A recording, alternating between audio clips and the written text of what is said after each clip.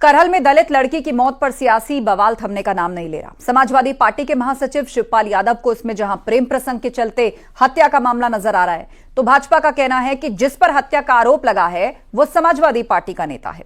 लड़की के माता पिता का आरोप है कि लड़की बीजेपी को वोट देना चाहती थी, लेकिन वोटिंग से पहले उसकी हत्या कर दी गई। पुलिस पूरे मामले की बारीकी से छानबीन कर रही है।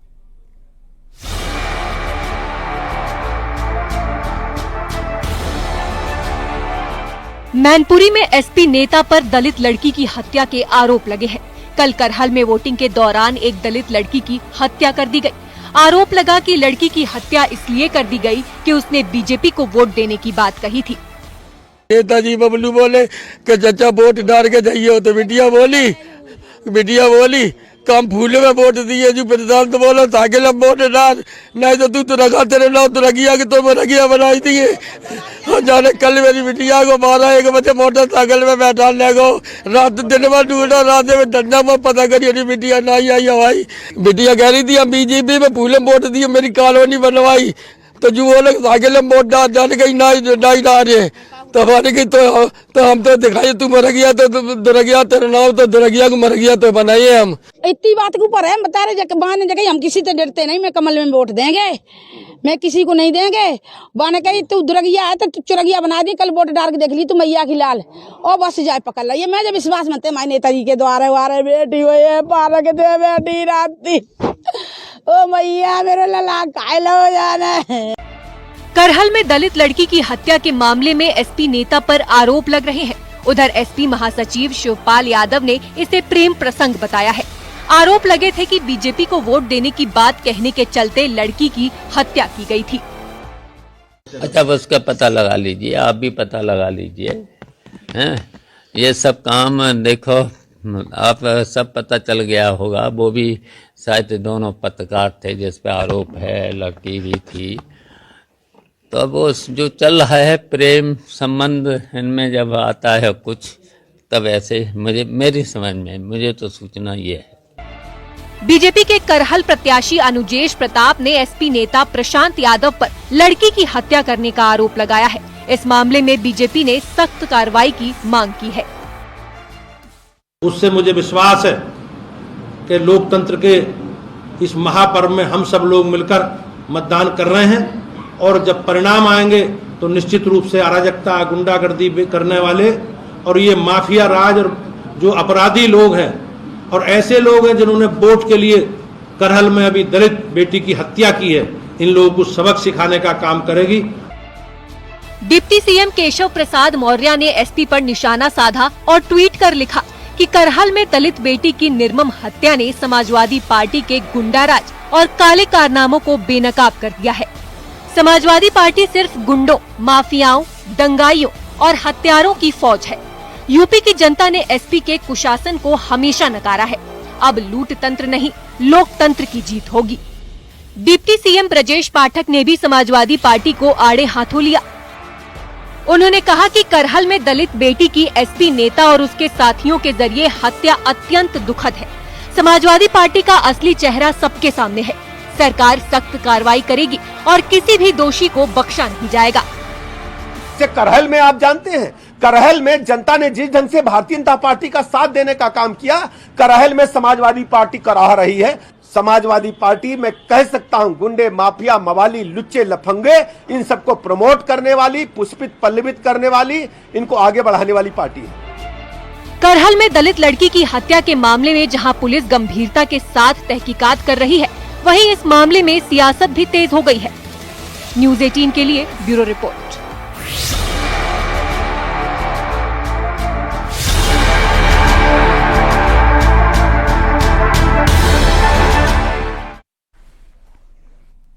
यूपी सिपाही भर्ती परीक्षा का रिजल्ट अनाउंस हो गया है। 1,74,000 से ज्यादा अभ्यर्थियों का सिलेक्शन हुआ है। अब दिसंबर के तीसरे हफ्ते में इन सभी का फिजिकल टेस्ट होगा। आपको बता दें कि अगस्त में परीक्षा का आयोजन किया गया था और 3 महीने के अंदर ही रिजल्ट घोषित किया गया है। वहीं सीएम योगी ने सभी सफल छात्रों को बधाई दी है। सीएम योगी ने लिखा, परीक्षा में सफल सभी कैंडिडेट्स को बधाई। आप सभी परीक्षा के अगले चरण की तैयारी करें। आप सभी के साथ मेरी मंगल कामनाएं। तो यूपी सिपाही भर्ती परीक्षा का रिजल्ट अनाउंस कर दिया गया है। अब नेक्स्ट राउंड यानी फिजिकल टेस्ट की बारी है। कुल पद 60,244 हैं। 48 लाख उम्मीदवारों ने ये पेपर दिया था, जिसके बाद 1,74,000 एग्जाम क्वालिफाई करके आए हैं। अब इन सभी का फिजिकल टेस्ट होगा।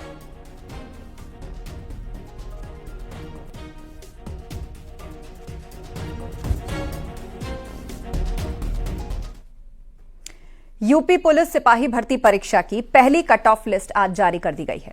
इन परीक्षाओं में मेरठ के त्यागी हॉस्टल के छात्रों ने रिकॉर्ड बनाया है। कई परीक्षार्थियों ने यहां सफलता हासिल की है। अलग अलग जिलों के छात्र यहां रहते हैं, यहां आकर के प्रतियोगी परीक्षाओं की तैयारी करते हैं। त्यागी हॉस्टल के छात्रों से खास बातचीत की हमारे सहयोगी उमेश श्रीवास्तव ने। उत्तर प्रदेश सिपाही भर्ती परीक्षा की कट ऑफ लिस्ट आज जारी कर दी गई है। बीते अगस्त में 5 दिनों में इन परीक्षाओं को अंजाम दिया गया था और आज कट ऑफ लिस्ट जारी की गई है। जिन छात्रों का सिलेक्शन हुआ है उनकी खुशी का ठिकाना नहीं है। न्यूज़ 18 की टीम इस वक्त मेरठ के त्यागी हॉस्टल में मौजूद है और यहाँ पर देखिए रिजल्ट्स किस तरह से देखा जा रहा है। इन तस्वीरों में आप देखिए कि आपने अपने मोबाइल निकाल करके ये सभी परीक्षार्थी रिजल्ट्स देख रहे हैं और चेक कर रहे हैं कि क्या उनका नंबर आया या नहीं आया। और देखिए लगातार साइबर कैफेज में भी ऐसी भीड़ लग रही है और मोबाइल्स में भी लोग रिजल्ट चेक कर रहे हैं और सबकी आंखों में एक ख्वाब नजर आ रहा है कि काश उनका हो जाए। और हमें सूचना मिली है कि आपका सिलेक्शन हो गया है। आप देखिए मोबाइल दिखा रहे हैं और ये बता रहे हैं कि इनका सिलेक्शन हो चुका है। कट ऑफ लिस्ट में इनका नाम आ चुका है। 1,74,316 अभ्यर्थी जो सफल हुए हैं उनमें इनका भी नाम आया है। हम सीधा बात कर लेते हैं कि कितनी खुशी है कि उत्तर प्रदेश सिपाही भर्ती परीक्षा का जो कट ऑफ लिस्ट है वो जारी कर दी गई है। आपका सिलेक्शन हुआ है, कितने खुश हैं आप कि आज जो मेहनत आपने की थी वो कामयाब हुई? जी, बहुत खुशी का माहौल है। हम कई सालों से तैयारी कर रहे हैं और मेरे साथ के बहुत सारे लड़के तैयारी कर रहे हैं और परीक्षा की शुचिता को बरकरार रखते हुए सरकार ने दोबारा एग्ज़ाम कराया। पिछला एग्ज़ाम जो पोस्टपोन्ड हो गया था उसमें रिजल्ट नहीं आ पाया था उसका और पेपर लीक हो गया था। उसके बाद पेपर दोबारा कराया गया। उसके बाद दोबारा जब पेपर हुआ तो हमारा नंबर आया। हमें बहुत खुशी का माहौल है कि निष्पक्ष तरीके से पेपर कराया गया है। तो पे आप चेक कर रहे थे, जब आप रोल नंबर अपना चेक कर रहे होंगे तो सांसें थम जाती हैं कि क्या होगा क्या नहीं होगा। 60,244 पदों के लिए ये भर्ती है और लाखों की संख्या में अभ्यर्थी इसमें बैठे थे और रिजल्ट जब आता है तो दिल की धड़कनें बढ़ जाती है और जब सफलता मिल जाती है कि हाँ भाई पहली सीढ़ी हमारी कामयाब हुई। अब अगली सीढ़ी की तैयारी आप लोग कर रहे हैं कि शारीरिक दक्षता परीक्षा और मानक परीक्षा जो होती है, डॉक्यूमेंट्स का वेरिफिकेशन जो होता है, अब क्या प्रोसीजर होगा, आगे क्या होगा? जी बिल्कुल, सांसें थम जाती हैं क्योंकि सालों की मेहनत है। बहुत सालों से तैयारी कर रहे हैं, लाइब्रेरियों में पढ़ रहे हैं, अपने हॉस्टलों में रह के पढ़ रहे हैं, अपने शहरों से दूर। और जब रिजल्ट देखते हैं तो लगता है कि ना हुआ तो क्या होगा, लेकिन उसके बाद जब हमारा हुआ है, निष्पक्ष पेपर कराया गया है और सभी बच्चों का रिजल्ट अच्छा भी आया है, उसके बाद हम फिजिकल की तैयारी में लग चुके हैं। हम 1 महीने से रहे हैं तैयारी, लेकिन अब और ज्यादा मेहनत करेंगे क्योंकि अब पक्का हो चुका है कि नंबर आ चुका है हमारा। 20 बच्चों का इसी हॉस्टल से त्यागी हॉस्टल सिलेक्शन हुआ है। क्या कहेंगे? त्यागी हॉस्टल हमेशा से प्रतियोगिता परीक्षाओं में अपना नाम रोशन करता रहा है और यूपी सिपाही भर्ती परीक्षा में भी यहीं इसी हॉस्टल में पढ़ने वाले 15 से 20 बच्चों का सिलेक्शन हुआ है। कितनी खुशी की बात है? जी बहुत खुशी की बात है और ये कोई पहली भर्ती नहीं है जिसमें त्यागी हॉस्टल से छात्रों का सिलेक्शन हुआ है। आज से लगभग जितनी भी भर्ती आई हैं त्यागी हॉस्टल का नाम हमेशा रहा है, चाहे वो सिपाही भर्ती हो, चाहे दरोगा भर्ती हो या अन्य रेलवे की भर्तियां हों। त्यागी हॉस्टल का हमेशा से ही सिलेक्शन का रिजल्ट यहाँ से अच्छा ही रहा है।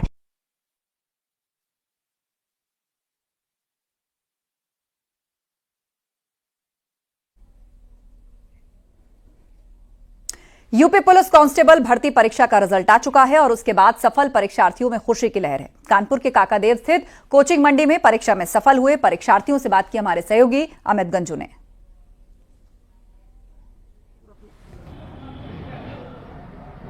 तो 3 महीने के अंदर रिजल्ट घोषित हो गया है। रिजल्ट आ गया जिसके बाद से इन चेहरों पर खुशी साफ तौर पर देखी जा सकती है। ये वो स्टूडेंट्स हैं जिन्होंने इस पे मेहनत की और अब इनका क्लिक कर गया। उन्होंने सुबह से लगे रहे नेट पे देखने पे और नेट कैफेज पे थे। सर आपका होगा कैसे? आपकी हंसी कुछ कह रही है? हाँ सर हो गया है। अभी सुबह सुबह जैसे देखा था तो एक्सपेक्टेशन से कटा, जहाँ तक जितनी अंदाज़ा लगा रहे सब लोग वही रही है और रिजल्ट हो गया। DBPST का देखो दिसंबर में 3रे सप्ताह में है देखो आगे का प्रोसेस क्या हुआ, अभी तो फाइनल हो गया लगभग। फाइनल हो गया। आप मेडिकल जैसे फिजिकल होगा उसमें कैसे देखेंगे? फिजिकल लगभग में क्वालिफाई कर लेंगे और नंबर भी अच्छे खासे हैं तो फाइनल भी हो जाएगा। अच्छा सर, आप क्या कहेंगे? आपने टीका लगा, पूजा वूजा कर ली? हाँ, थैंक यू सो मच। अभी रिजल्ट में भाई ने ही बताया, रिजल्ट जब देखा मैंने तो बहुत अच्छा लगा, और बहुत अच्छा ये लगा कि इस बार की जो भी परीक्षा हुई है बहुत ही शुचितापूर्ण तरीके से हुई है। तो ये तो सबसे पहले क्रेडिट बाबा जी को देना चाहेंगे जो इतने, ताली बाबा जी के लिए फिर। हाँ, बाबा जी के लिए जरूर तालियां होनी चाहिए बिकॉज, और दूसरी बात हर एक वर्ग के लिए, वो OBC हो, EWS हो या अनरिजर्व कैटेगरी हो या महिलाओं के लिए, सबकी कटाव वैसे लगी जैसे पेपर था, जैसे पेपर का लेवल था। तो हम ये कह सकते हैं कि परीक्षा बहुत अच्छे तरीके से कराएगी, और प्रॉपर टाइम रनिंग के लिए भी दिया गया है, प्रॉपर टाइम DVPST के लिए भी दिया गया है।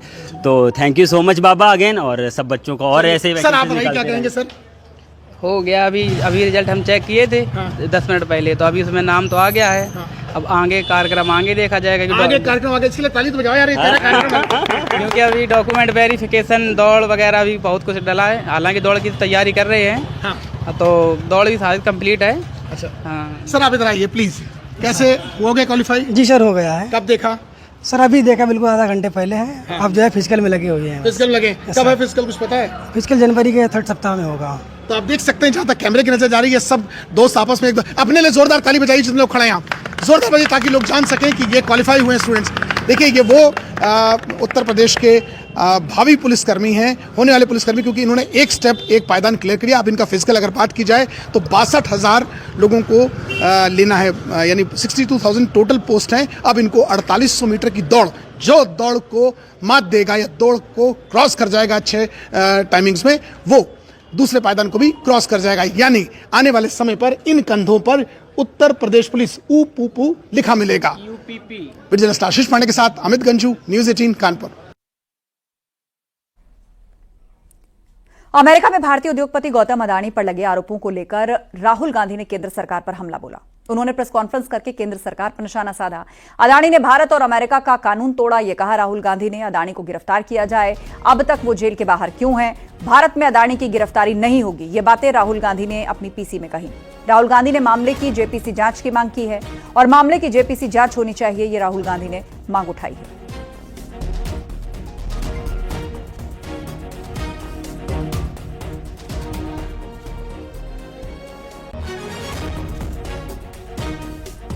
तो मेरी जिम्मेदारी है एज LOP इस मुद्दे को उठाना। प्रधानमंत्री जी 100% इस व्यक्ति की प्रोटेक्शन कर रहे हैं, और इस व्यक्ति ने हिंदुस्तान के एसेट्स लिए हैं, भ्रष्टाचार करके एसेट्स लिए हैं। ये व्यक्ति बीजेपी को पूरा समर्थन करते हैं, पूरा सपोर्ट देते हैं। ये एस्टैब्लिश चीजें हैं, हम दोहराते जाएंगे। जेपीसी की मांग हमारी है, बट हम चाहते हैं कि अडानी जी को एकदम अरेस्ट किया जाए। और हम जानते हैं और हम देश को दिखाना चाहते हैं कि अडानी जी की अरेस्ट नहीं होगी, और इसलिए नहीं होगी क्योंकि हिंदुस्तान के प्रधानमंत्री अडानी जी के पीछे खड़े हुए हैं और उनके प्रोटेक्टर हैं। अडानी पर राहुल गांधी के आरोपों पर बीजेपी का जवाब, अडानी मामले में कानून अपना काम करेगा, ये बीजेपी ने कहा। गलत आरोप लगाना राहुल गांधी की आदत है। राहुल गांधी जनता को भ्रमित कर रहे हैं, भारतीय बाजार को गिराने की कोशिश हो रही है, पीएम मोदी को बदनाम करने की कोशिश हो रही है। 2002 से पीएम मोदी की छवि खराब करने की कोशिश की जा रही है। बीजेपी ने पलटवार करते हुए ये बातें कही।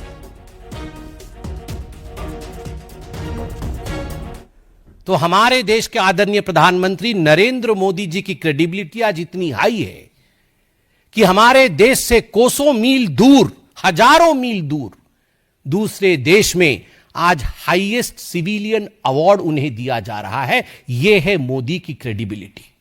ना मौत के सौदागर से मोदी जी की क्रेडिबिलिटी पे डेंट पड़ा, ना चौकीदार चोर है कहने से मोदी जी की क्रेडिबिलिटी पे डेंट पड़ा, क्योंकि देश की जनता जानती है कौन क्रेडिबल है और किसकी क्रेडिबिलिटी नहीं है। दिखाएंगे, अरे राहुल गांधी जी हमें भी पता है, हमें भी पता है आपके स्ट्रक्चर के विषय में। ये इल्हान ओमर और ये जॉर्ज सोरोस, ये जो आपका स्ट्रक्चर है ना, अंतरराष्ट्रीय स्ट्रक्चर, इस स्ट्रक्चर के विषय में हमें भी पता है। और आपके स्ट्रक्चर का नियत क्या है, आपकी जो अंतरराष्ट्रीय स्ट्रक्चर है वो भारतवर्ष के मार्केट के ऊपर आघात करना चाहती है, निरंतर आघात करती रहती है।